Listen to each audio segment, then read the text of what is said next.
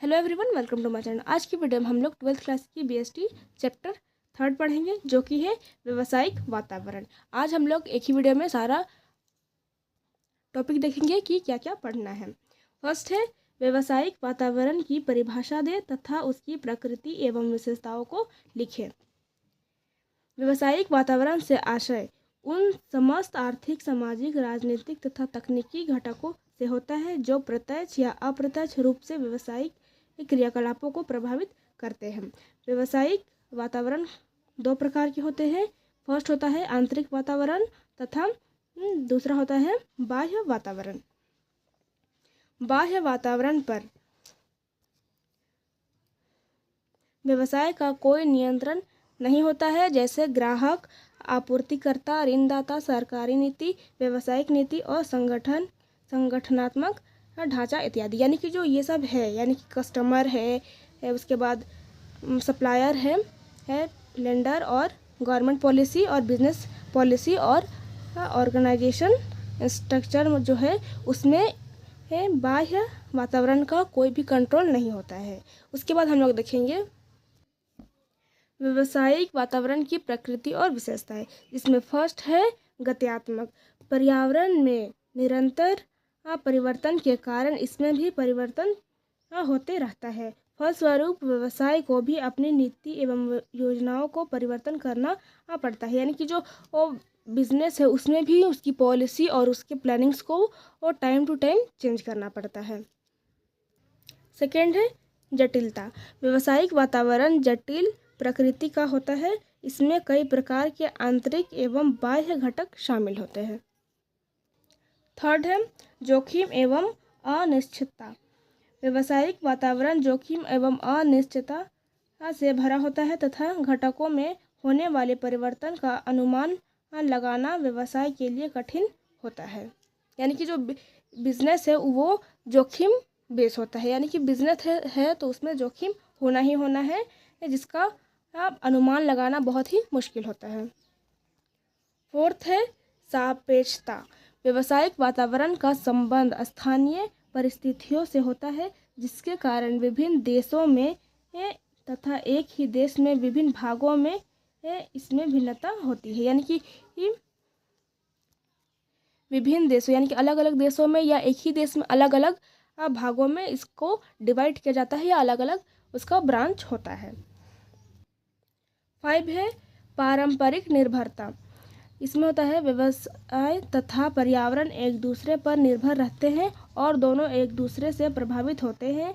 एक दूसरे के बिना दोनों का कोई अस्तित्व नहीं होता है। 6 नंबर है सूक्ष्म एवं व्यापक। इसमें सूक्ष्म एवं व्यापक दोनों प्रकार के घटकों का समावेश होता है, जैसे व्यावसायिक नीति, संगठन संरचना, औद्योगिक और राजनीतिक घटक। यानी कि ये बिजनेस पॉलिसी और ऑर्गेनाइजेशन स्ट्रक्चर, इंडस्ट्रियल और पॉलिटिकल कंपोनेंट, ये सब होते हैं।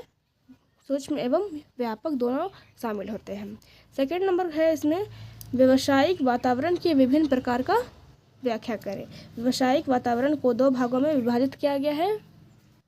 फर्स्ट है आंतरिक वातावरण, जिसको कहते हैं इंटरनल एनवायरनमेंट, और सेकेंड है बाह्य वातावरण, जिसको एक्सटर्नल एनवायरनमेंट कहते हैं। आंतरिक वातावरण को देखते हैं, ये क्या होता है।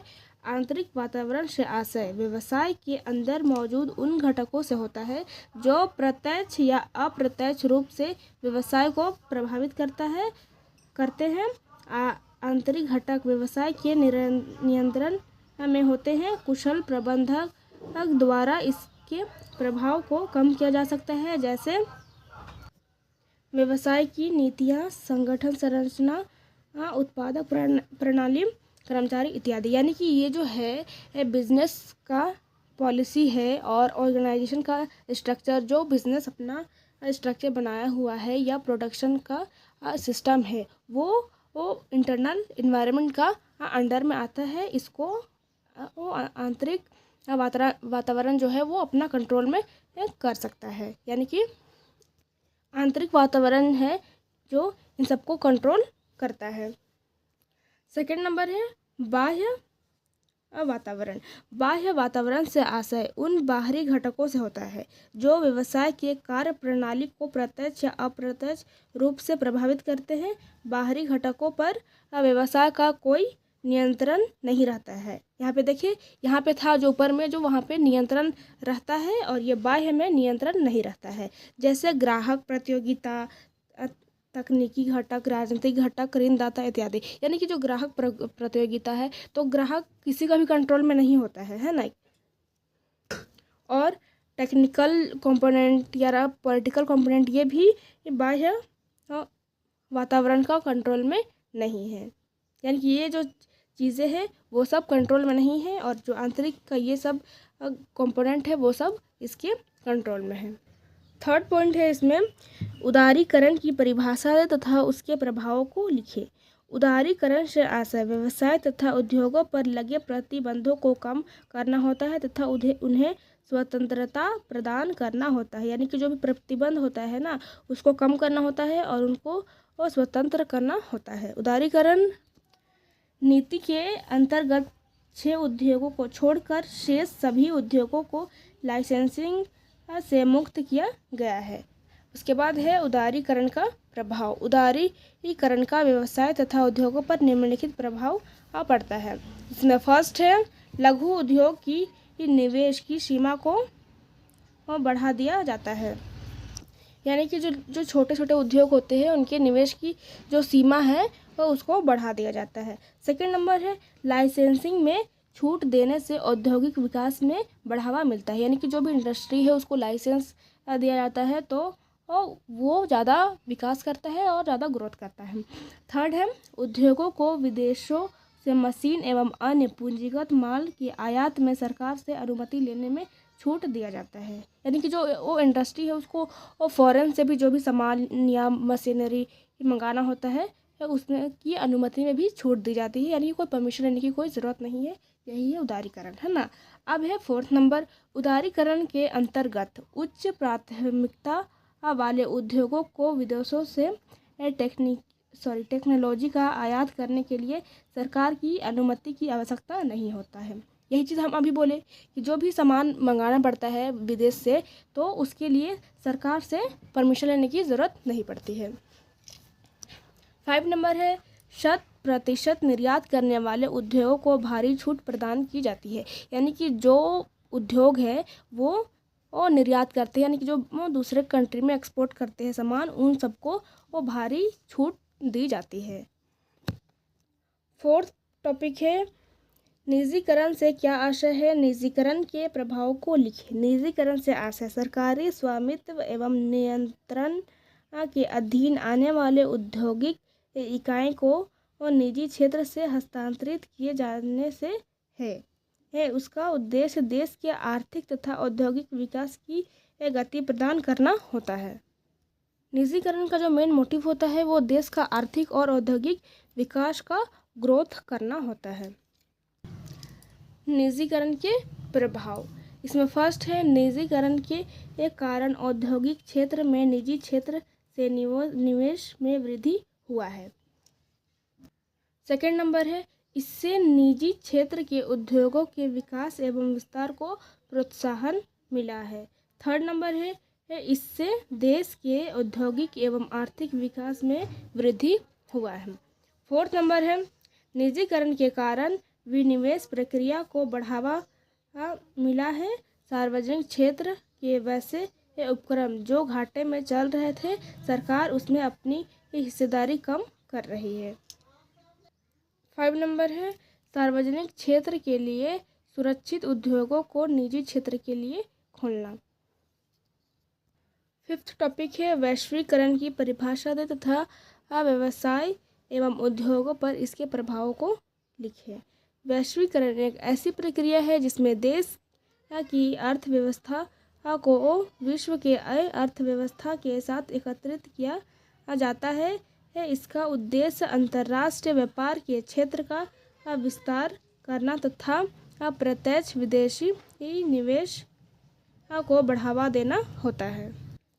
इसमें देश की अर्थव्यवस्था और विश्व की यानी कि अपने देश की और विश्व की अर्थव्यवस्था को एक साथ एकत्रित किया जाता है। और इसका जो उद्देश्य होता है वो होता है फॉरेन डायरेक्ट इन्वेस्टमेंट। इसको बोलते हैं फॉरेन डायरेक्ट इन्वेस्टमेंट को बढ़ावा देना होता है। इसका इंग्लिश होता है FDI यानी कि फॉरेन डायरेक्ट इन्वेस्टमेंट को बढ़ावा देना होता है।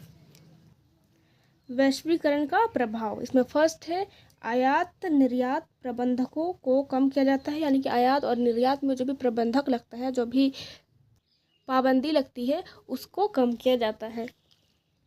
सेकंड नंबर है आयात शुल्क में पर्याप्त कमी की गई है। इसका वजह से यानी कि जो भी है वैश्वीकरण ग्लोबलाइजेशन, उसका वजह से जो आयात करने में हम लोग को जो चार्ज लगता था उसमें कमी की गई है। थर्ड नंबर है उद्योगों को के विकास एवं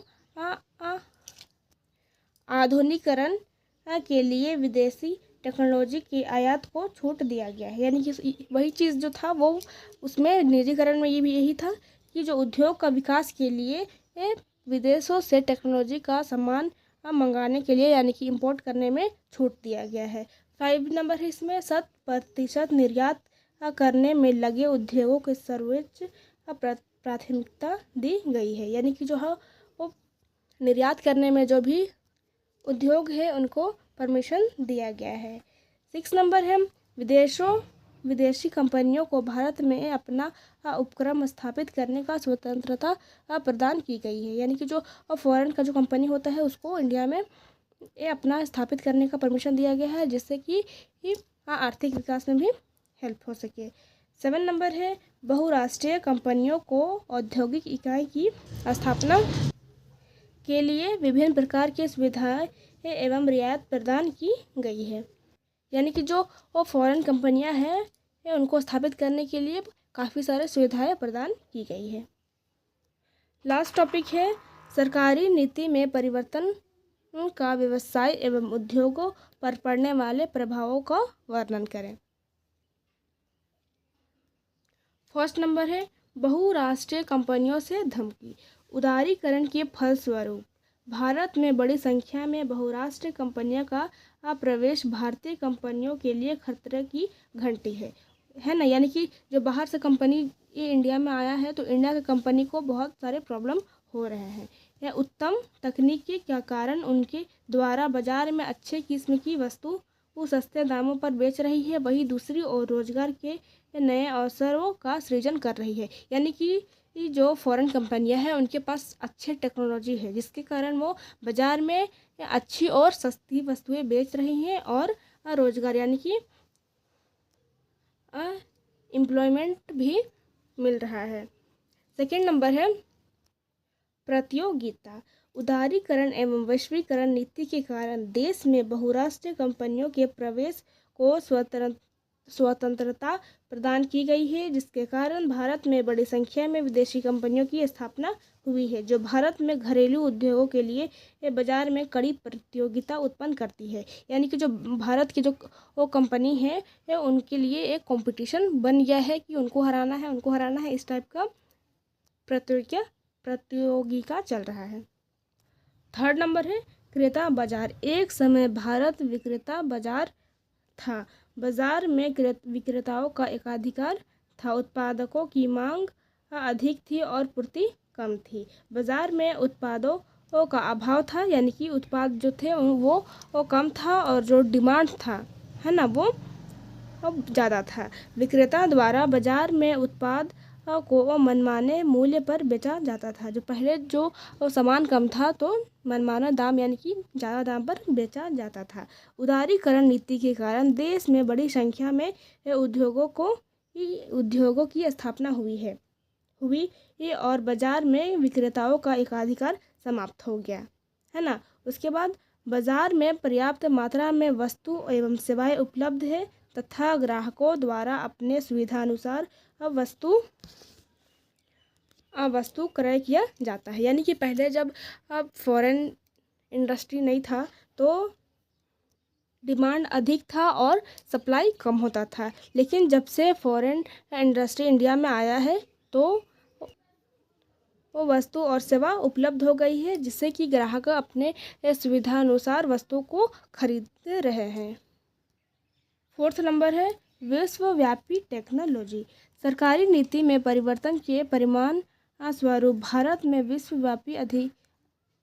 विश्वव्यापी ये आधुनिक टेक्नोलॉजी का आयात हुआ है। इसमें सरकार द्वारा कई प्रकार की रियायत प्रदान की गई है। इन सब के परिणाम स्वरूप भारत के औद्योगिक विकास की गति में तीव्रता आई है। यानी कि जो है फॉरेन से टेक्नोलॉजी का इंपोर्ट हुआ है और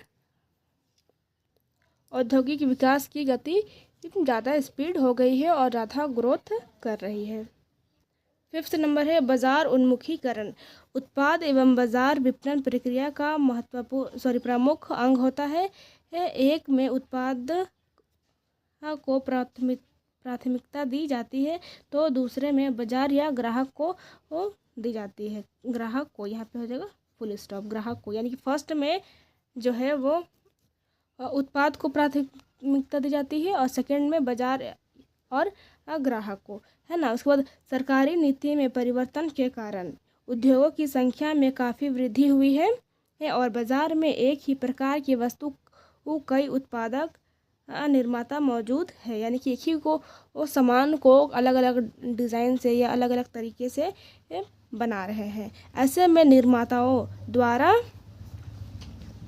द्वारा उत्पादक को सीधे बाजार में ना लाकर पहले बाजार का सर्वेक्षण किया जाता है और ग्राहकों के रुचि एवं मांग के अनुसार ही वस्तु बाजार में लाया जाता है। यानी कि एक ही को वस्तु को अलग अलग डिज़ाइन और अलग अलग तरह से बनाया जाता है। उसके बाद बाजार में सर्वे किया जाता है कि ग्राहकों की क्या रुचि है और किस तरह का डिमांड है, उसी के अनुसार बाजार में वस्तुओं को लाया जाता है। आई होप कि वीडियो अच्छा लगा होगा। Thanks for watching.